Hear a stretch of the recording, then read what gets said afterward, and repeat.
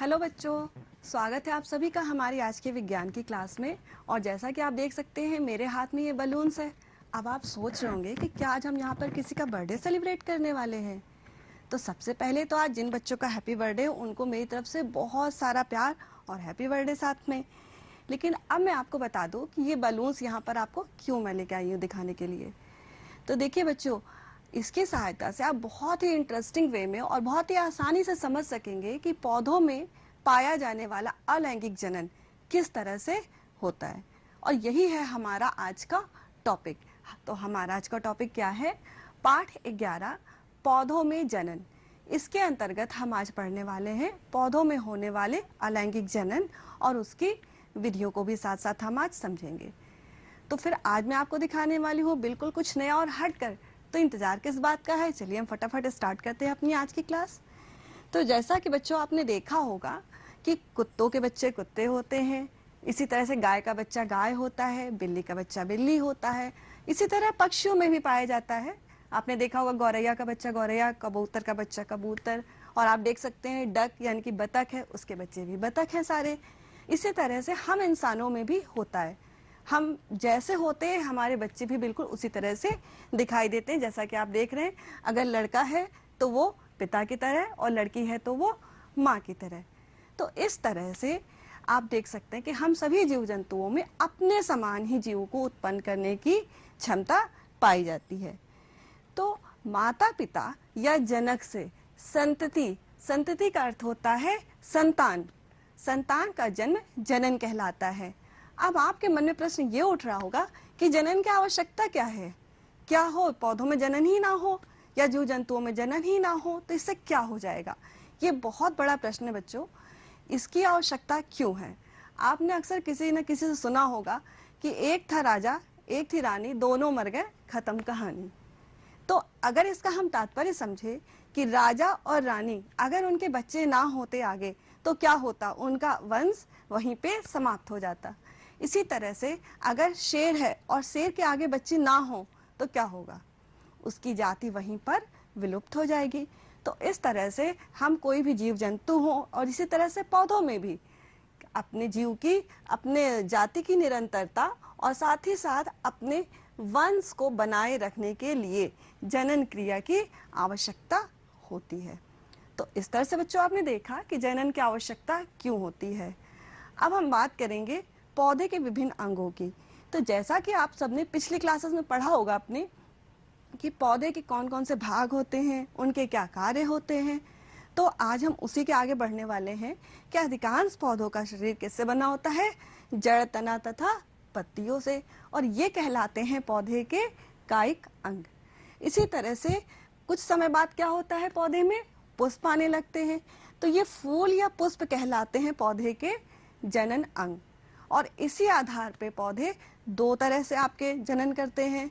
जब कायिक अंगों की सहायता से जनन होता है तो उसे हम कहते हैं अलैंगिक जनन, और जब पुष्प या फूल जो आपके जनन अंग हैं इनकी सहायता से जनन होता है तो उसे हम कहते हैं लैंगिक जनन।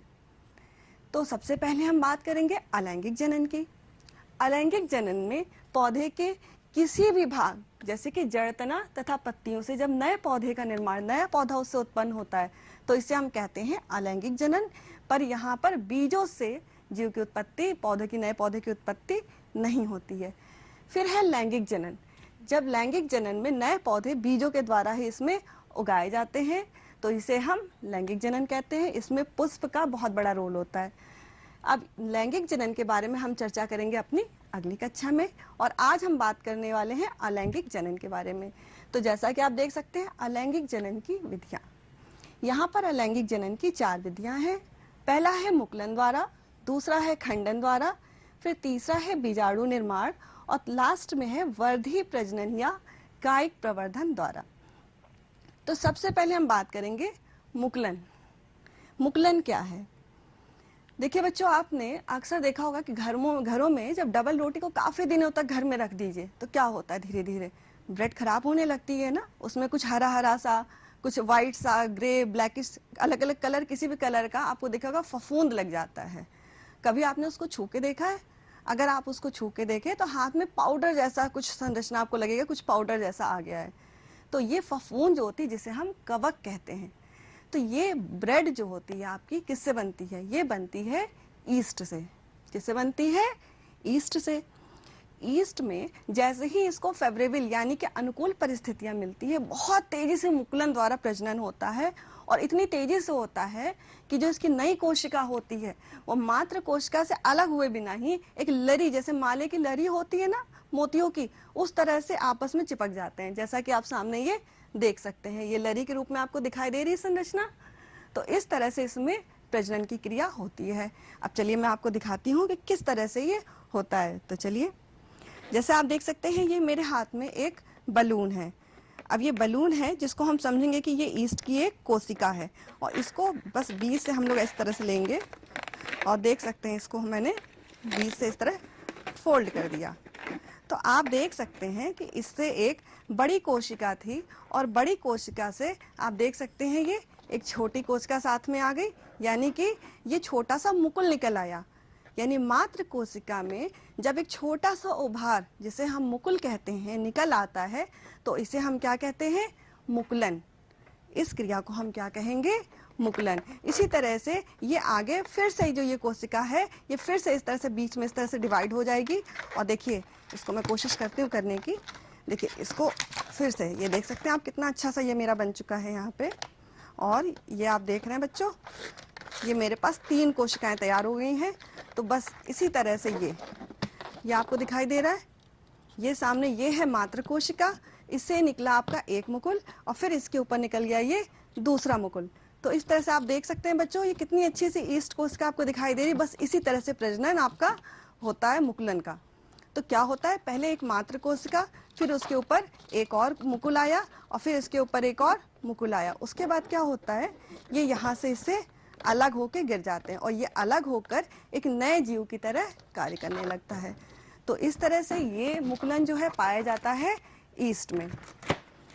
अब इसके बाद हम बात करेंगे खंडन की। खंडन क्या है? तो जैसा कि बच्चों आप देख सकते हैं मेरे हाथ में ये आपको एक स्ट्रिप दिखाई दे रही है। ये सब आप लोग बर्थडे में लगाते होंगे इस तरह के स्ट्रिप्स। तो आज इससे हम आपको क्या सिखाने वाले हैं, इससे आप देखेंगे खंडन की प्रक्रिया कैसे होती है। मैंने इसको लिया और इस तरह से ये इसको अलग कर दिया, बस यही खंडन है। खंडन का मतलब क्या होता है, किसी एक पूरे जो उसकी बॉडी थी उसकी, बस इसको 2 या अधिक भागों में इस तरह से अलग कर देना, ये क्या होता है, यही है खंडन। अब आप जैसा कि देख सकते हैं इसके हर भाग में ये आपको गोल गोल से ये क्या है, इसके केंद्रक यानी कि न्यूक्लियस पाया जाता है। तो इसका हर एक पार्ट देख रहा आपको, ये एक जीव की तरह कार्य करता है, और इसकी वजह से धीरे धीरे इसमें ये वृद्धि करता है और एक पूर्ण जीव की तरह कार्य करता है, और एक नया जीव तैयार हो जाता है। तो इस तरह से ये होती है हमारी खंडन की प्रोसेस। खंडन पाया किस में जाता है, ये पाया जाता है स्पाइरोगाइरा। आप देखा होगा आपने कि जब तालाबों में देखा हो, कोई पुराना तालाब हो या बहुत दिनों से जहाँ सफाई ना हुई हो, तो हरे हरे गुच्छे टाइप के आपको दिखते हैं, पेड़ों पौधों के छोटे छोटे से होते हैं, और वो जो तंतु जैसी संरचना होती है वही कहलाती है स्पाइरोगाइरा। इसी तरह से बच्चों जब आपने अभी इस खंडन पढ़ा और खंडन के अलावा आपने मुकुलन पढ़ा, तो जैसे ब्रेड में भी था, उसमें मैंने आपको बताया कि छोटे छोटे फंगस होते हैं, तो उसमें कवक तंतु पाए जाते हैं। तो इसको मैं आपको एक बार दिखा देती हूँ।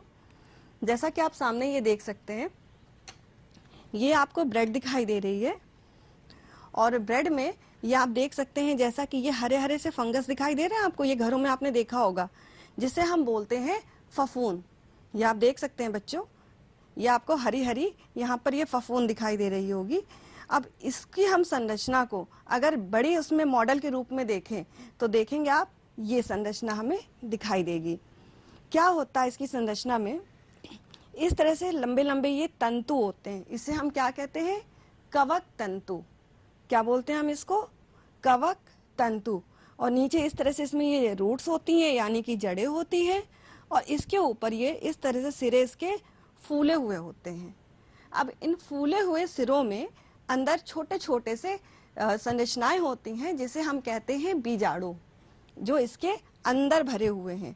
फिर क्या होता है, जैसे ही इसमें ये फटता है, या बोल सकते हैं इसमें स्फुटन जैसा होता है, इसके अंदर से निकलते हैं बीजाणु। यही वजह है कि जब हम कवक को काफी दिनों के बाद अगर हम इस तरह से हाथ से छुएंगे तो देख रही है मेरे हाथों में निकल के आगे हराई देखिए मैंने किया, तो ये इस तरह से पाउडर जैसा आता है।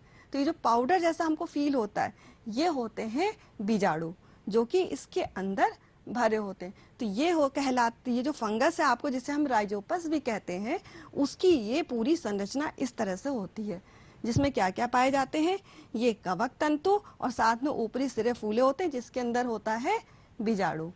तो इस तरह से बच्चों आपने देखा कि क्या संरचना होती है फंगस की, यानी कि राइजोपस की, जो कि ब्रेड में पाया जाता है। इसके बाद हम बात करेंगे बच्चों, हम खंडन की बात कर रहे थे। तो खंडन में जैसा कि आप सामने देख सकते हैं ये एक पूरा स्पाइरोगायरा है और इसके बाद हर पार्ट में ये देख सकते हैं आप न्यूक्लियस है, जैसा कि आप देख सकते हैं ये है न्यूक्लियस, फिर यहाँ भी न्यूक्लियस है और इसके हर एक पार्ट में एक एक न्यूक्लियस उपस्थित होता है। तो इससे क्या होता है कि जैसे ही इसको यहाँ बीच से ये सेप्टा लिखा है, मीन्स यहाँ पे इस तरह से में छोटी छोटी प्लेट्स जैसी पाई जाती हैं, और जैसे ही ये यहाँ से अलग हुआ तो आप देख सकते हैं इसका हर एक पार्ट, यानी ये अलग जीव की तरह कार्य करेगा और ये एक अलग जीव की तरह कार्य करेगा और इसमें वृद्धि हो जाएगी और इसमें भी वृद्धि हो जाएगी। यानी कि जब एक सरल बहुकोशिकीय जीव खंडन यानी कि 2 या 2 से अधिक टुकड़ों में विभक्त हो जाता है और हर एक उसका टुकड़ा, हर एक उसका पार्ट एक पूर्ण जीव की तरह विकसित होकर कार्य करने लगता है, तो ये प्रक्रिया कहलाती है खंडन। अब हम आगे बढ़ते हैं और हमने अभी आपको, जैसे हमने देखा बीजाणु, अभी मैंने आपको समझाया कि बीजाणु निर्माण द्वारा किस तरह से प्रजनन होता है। तो इसके लिए आप, वही मैंने बताया अभी आपको कुछ देर पहले, कवक तंतु, जो कि आप समझ चुके हैं अभी पूर्व में कि ब्रेड की संरचना में आपको मैंने दिखाया कि छोटे छोटे कवक तंतु होते हैं, जो कि आप देख सकते हैं अभी ये सामने है, ये है कवक तंतु और इसके ऊपर ये जो फूला हिस्सा होता है जिसे हम बोलते हैं स्पोरेंजियम, और इसके अंदर फिल होते हैं, ये देख सकते हैं आप छोटे छोटे से ये होते हैं बीजाणु। और जैसे ही ये इस तरह फटता है, इसमें स्फुटन होता है, इसमें से ये बाहर निकल जाते हैं और इसके अंदर ये भी बीजाणु रहते हैं, या जब ये बाहर निकलते हैं तो ये प्रतिकूल परिस्थितियों में भी पूरी तरह से सुरक्षित रहते हैं, इनमें कोई ग्रोथ नहीं होती है लेकिन ये सुरक्षित रहते हैं। और जैसे ही इनको कोई अपने लायक अनुकूल स्थान मिलता है या हवा द्वारा ये नम स्थान पर उड़कर पहुंचते हैं, इसमें क्या होता है, अंकुरण शुरू हो जाता है। और जो संरचना मैंने आपको ये दिखाई थी, सामने मैं एक बार फिर से दिखाती हूँ, ये आप देख सकते हैं यही संरचना है, इसका ये मॉडल है। और जैसे ही इसको फिर से अनुकूल परिस्थितियां इन बीजाणुओं को मिलती है, ये यहाँ जाएंगे बीजाणु यहाँ पर और ये फिर से इस तरह से नए पौधे को, इस तरह से नए फंगस को जन्म देते हैं। तो ये आप देख सकते हैं, ये इसका मॉडल है कि जिस तरह से ये कवक तंतु है, ये इसके ऊपर ये फूला वाला हिस्सा ये है आपका स्पोरेंजियम और इसके अंदर फिर है छोटे छोटे से बीजाणु जो कि है ये। और फिर जैसे ही इसको मिलता है अनुकूलन, आपके अनुसार इसको कैसा मिलना चाहिए, अनुकूल परिस्थितियां कैसी होनी चाहिए, क्योंकि ब्रेड के लिए अगर ब्रेड आपकी खराब होती है तो क्या होता है, क्योंकि जब काफ़ी टाइम तक नमी लग रही हो किसी भी चीज़ में और उसको आप बहुत दिन तक, जब वो बासी हो जाता है खाना, तो धीरे धीरे अपने आप ही उसमें सफ़ेद रंग के, हरे रंग के फंगस आ जाते हैं। तो यानी इसको परिस्थितियाँ चाहिए होती कैसी, नम।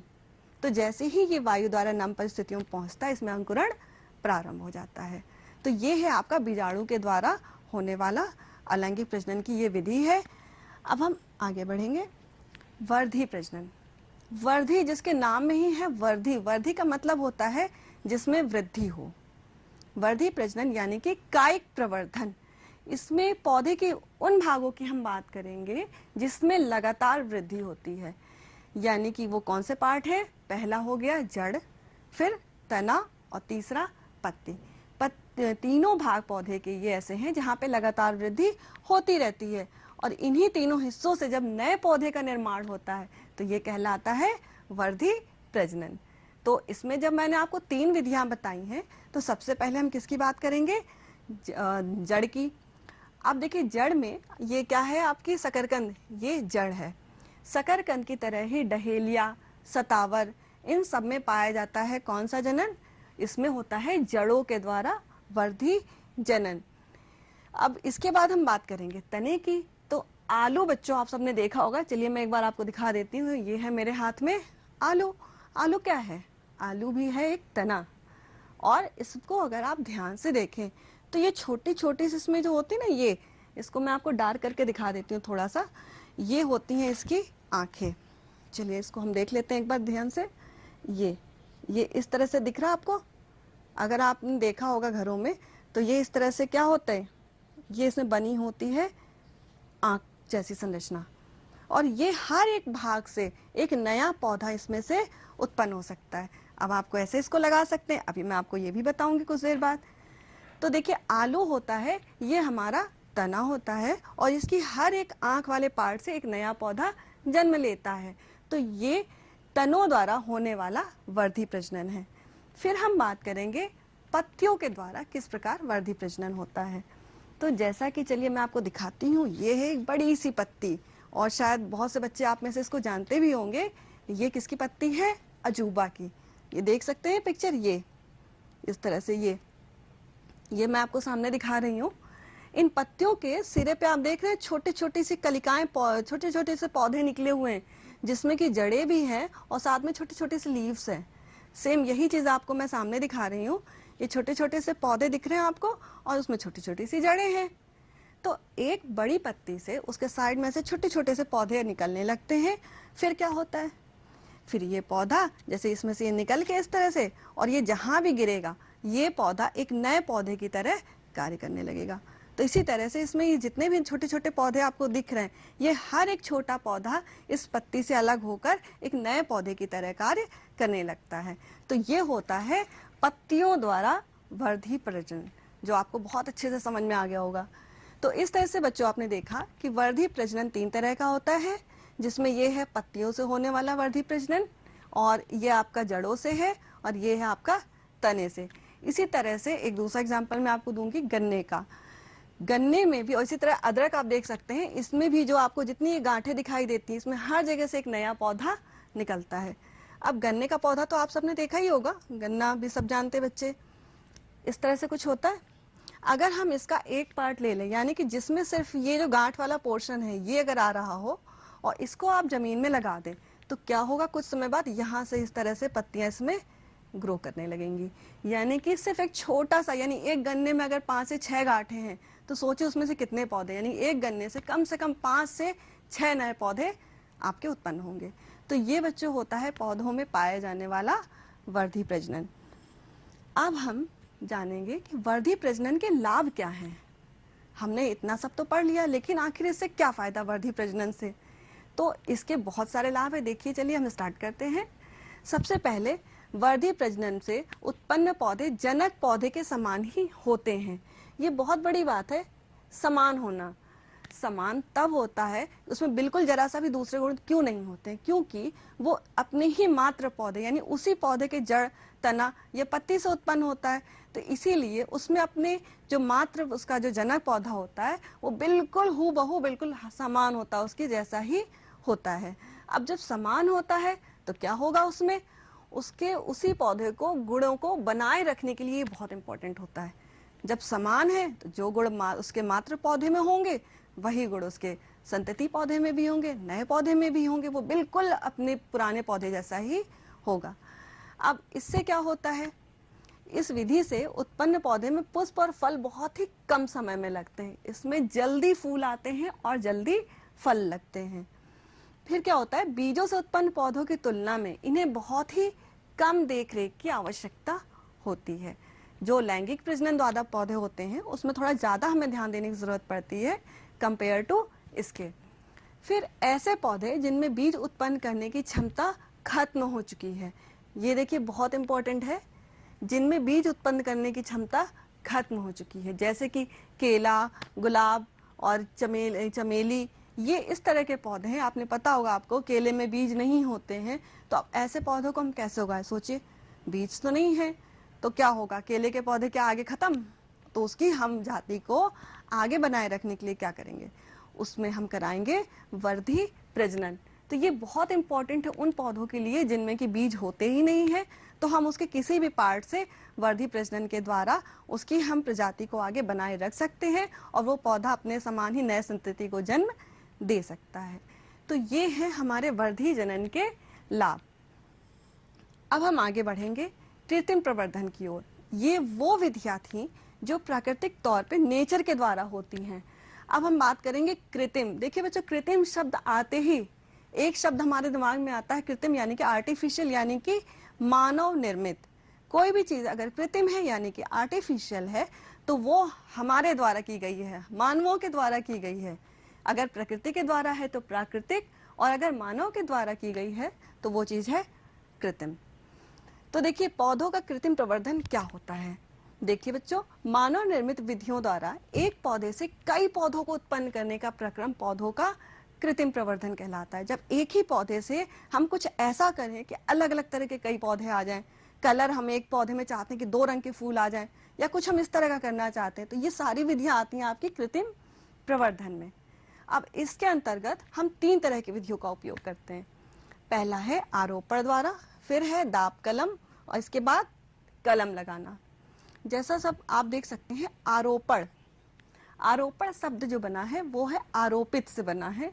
आरोपित का मतलब होता है किसी चीज को लगाना। तो आरोपण के द्वारा हम किस में करते हैं, देखिए गुलाब, गुलदावदी, गन्ना और अंगूर आदि में। इसी तरह से दाब कलम, कलम तो ठीक है, दाब का मतलब क्या होता है, किसी चीज को दबाना। तो जब हम उसमें दबाते हैं यानी कि उसको किसी न किसी चीज से उसके ऊपर हम प्रेशर देते हैं, तो उसके बाद जो नया पौधा निकलता है उससे हम कहेंगे दाब कलम लगाना, जो अभी मैं आपको समझाऊंगी। ये चमेली, स्ट्रॉबेरी, नींबू और अमरूद आदि में पाया जाता है। कलम ये बहुत नॉर्मल है, आप सबने सुना होगा और कभी ना कभी गुलाब के पौधे लगाए भी होंगे, जिसको भी हम डिटेल में देखेंगे। ये होता है सेब, आड़ू, खुबानी, नाशपाती आदि में।